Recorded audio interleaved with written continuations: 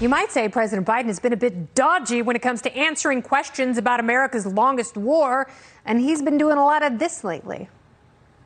I'm not supposed to take any questions, but go ahead. Mr. President, on Afghanistan? I'm not going to answer Afghanistan now. Yeah, you should. You're the president. It's a real crisis, you a-hole. The political pressure on the president continues to mount, with 23 Republican congressmen and a handful of senators calling for him to resign for the way he's handled the end of the war. And now the White House says Biden will talk about Afghanistan in a speech tomorrow afternoon. But with the teleprompter in front of him and press exchanges carefully orchestrated, will he actually answer real questions? Let's find out with our Monday Night Man panel. We've got former CIA officer and Portman Square Group chairman and CEO Mike Baker is here, along with Fox News political analyst, the Juan Williams, and Libertarian Institute director and author of Fool's Errand. It's time to end the war in Afghanistan. Scott Horton is back. Welcome, everyone. Hi. Thank you, Kennedy. Hi. So, Mike, he's going to have a bunch of pre-selected questions, and it's not just people in the press who have been pre-selected to ask questions. You know those questions have been vetted by his comms department, and that means he's not really going to be challenged. If you could ask him anything and get the answer to it, what would it be? Well, I would like to know if there's going to be any accountability for what turned out to be a clown show of a execution of a decision to leave. Right? I know there's obfuscation on the part of a number of people saying, well, we all support the idea to leave, you know, and it was made by the previous administration. Look, okay, fine. Everybody was on board with the previous administration with it, and they did the heavy lift of putting it on the table, saying it's time to go. Right, but the problem is the execution of the decision is awful. This was a logistical operation, a movement of personnel and material. And, you know, while four administrations own the Afghan situation, this administration clearly owns the execution of that decision to move out. So I'd like to know if there is going to be any accountability. I know the answer. I just want the question answered. It's Washington, D.C. There will be no accountability. Yes, and President Obama said he was going to close Gitmo. There won't be accountability, but I want to know, so I didn't vote for President Trump either time, Juan. I voted for Gary Johnson and Joe Jorgensen when I had the choice against President Trump. That's neither here nor there. The one thing I liked about Trump is he took unscripted questions from the press. He would have these 75-minute slugfests with members of the media. They all yelled questions at him, and he yelled back, and he was the one who was speaking his own mind. When the President of the United States stands in front of the press corps during a multitude of crises and says, I'm not supposed to take any questions, who the hell is in charge? Well, I think you're taking a cheap shot there, Kennedy. The guy was in the midst of FEMA, I believe. He was there at FEMA dealing with the hurricane, which is itself a... No, but he's in the midst of Afghanistan. I think he spoke every day last week on Afghanistan and over the weekend.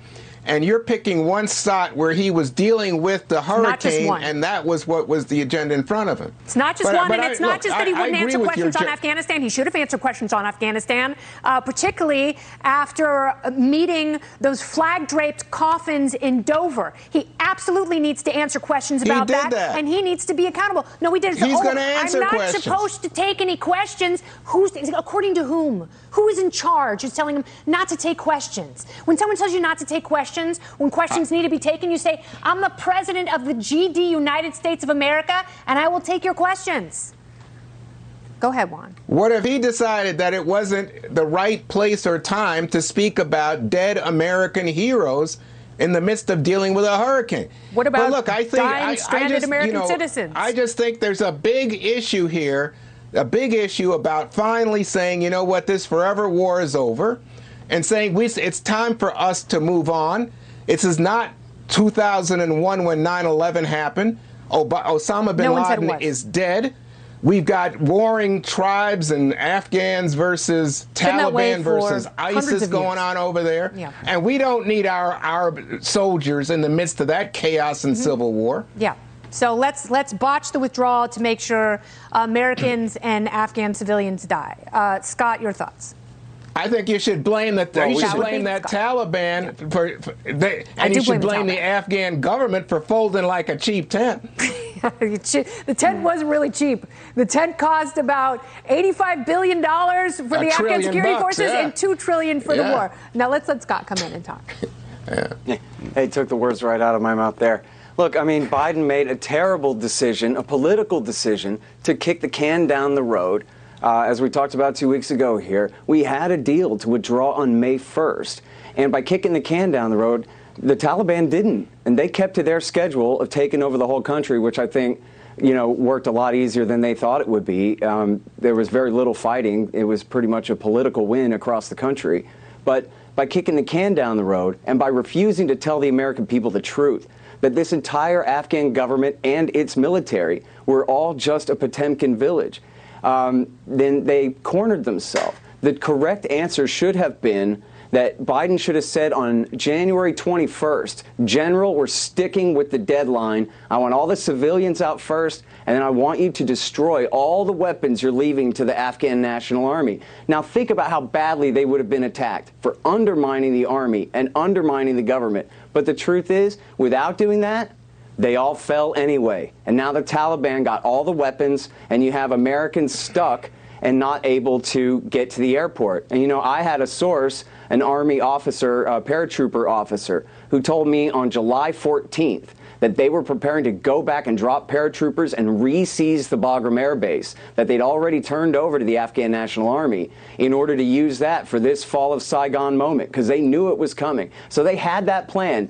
and then they put it off, and they put it off until the ANA turned it over to the Taliban, and by then it was far too late to use it. So, you know, this whole war has been FUBAR from the very beginning. It would have been a miracle if somehow the withdrawal went off without a hitch. But they made really bad decisions to make it this way, Kennedy. Yes, and I hope people don't forget about that. And I hope there is a gigantic, unending post-mortem so we can see how badly you can screw something like this up. Man panel sticking around. Meanwhile, another high-profile Democrat spouting hate for their fellow citizens. Former Secretary of Education under President Obama, Arne Duncan, who is a human billboard for abolishing the Department of Education, now comparing Americans opposed to COVID mandates to suicide bombers. He tweeted, quote, "Have you noticed how strikingly similar both the mindsets and actions between the suicide bombers at Kabul's airport and the anti-mask, anti-vax people here? They both blow themselves up, inflict harm on those around them, and are convinced they are fighting for freedom. So how long until these psychos call for drone strikes on the unvaccinated?" The Man panel is back. Mike Baker, Juan Williams, and Scott Horton. What do you think of that tweet, Mike? Yeah, look, it's impressive. It's obnoxiously self-righteous, arrogant, piece of bloviation. And his only excuse really is if he was drunk, which would then just make him a drunk douche. What I would like to do is I would like to use the remaining time that I have on the debate stage to revisit our previous discussion about, what do we hope to see out of this mess of a withdrawal in terms of accountability. I don't believe, again, that there will be sort of if anybody's waiting for senior military or government officials to step down, and all the talk about resignation and impeachment is ridiculous. It's gamemanship in Washington, D.C. What I do think would be important is each element, the military, the intel community, State Department, will be doing their own internal hot wash of this whole situation. I mean, I know the game very well from inside, and I know that's what they will be doing, internal assessments. What I think would be really important for the American people is if they would present those assessments publicly. Oftentimes, these things don't get done because they're classified. I think they need to think that very carefully, and I think they need to release their internal assessments as to decisions that were made, assessments that were ignored, and put that out there. And I think that would be the best result that we're going to get from this whole situation. Juan, is Arne Duncan a douche, or do you agree with him that suicide bombers and people skeptical of vaccines have the same mindset? I think That's what his picture says. Sorry. Go ahead. I love you, Kennedy. I think he's right. I mean, I think people who refuse to get the vaccine, people who, like, you look at the governors of Florida and Texas, and you look at the raging numbers of COVID outbreaks, taking us all the way back, sacrificing all the progress we've made, allowing the variant to gain a foothold. That's damaging to the whole country. People say, oh, well, it's my right. It's not like I a have the suicide personal bomb. freedom. Yeah. That's like, if you're one of those people who thinks that January 6th was worse than 9/11, you're out of your mind. I'm sorry. I'm sad for you. Actually, I say if you refuse to get vaccinated in the middle of a pandemic, you are trying to kill yourself. Not necessarily. What if you have natural immunity? Scott Horton, your thoughts? Okay. Well, you know, the center left I think Democrats you can point to have kept up this narrative. Thank you for that. That was wonderful. I disagree with you respectfully, and now we're going to let Scott have a chance. Go ahead, Scott. Oh, I thought you were talking to me. No, I'm talking to Scott. Go ahead, Scott. Oh, no, it's me now. All right. Look, the Democrats keep accusing the entire political right of undermining the basic norms of democracy and all these kinds of things, invoking January 6th and that kind of thing. And yet they continually demonize the entire political right of this country. And when she says people who are reluctant to wear masks or get vaccines, she's only referring to, I'm sorry, was it he?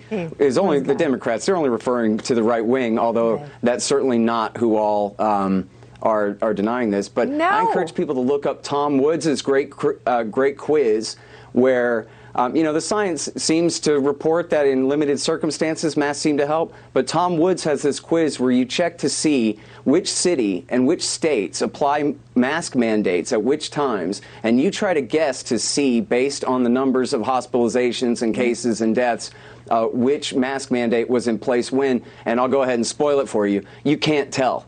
Because the mask mandates make no difference whatsoever. It's just a system of control to no great effect. Okay, so Juan, let me ask you this. The 70% of African Americans in New York City who have not gotten the vaccine, are they suicide bombing terrorists? Yeah, I think you're crazy. That's what I just told you.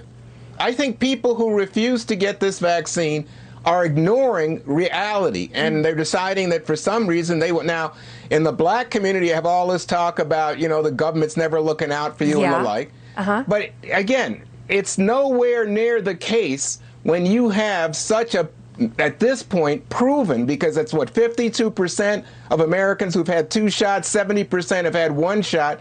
So we can see how this is played out. And at this point, you're not dealing with reality. You're buying into crazy conspiracy theories simply to, act out of defiance and rage. I don't think there's any sense to it. Yeah, it's the same exact thing as murderous jihadis blowing up women and babies. Same thing. That moral equivalence, it fits perfectly. Juan, Kennedy, you've totally changed my mind. I want to drink your Kennedy, rational Jesus juice. You have kids. Yeah. I do. Kennedy, you have kids who aren't vaccinated. Those people put those kids at risk. Those people. My kids are vaccinated because they wanted to be vaccinated because they're smart young people and they're not adults who talk crazy nonsense. Man panel, I want to thank you all. Mike, Juan, and Scott, thank you for coming back.